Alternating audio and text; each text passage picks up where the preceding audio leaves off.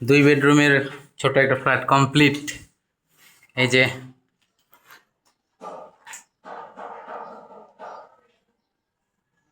Power point, এখানে একটা light, এখানে একটা লাইট, আর এই পাশে কিচেনের লাইন, চাইলে এই পাশে একটা লাইট দেওয়া যাবে।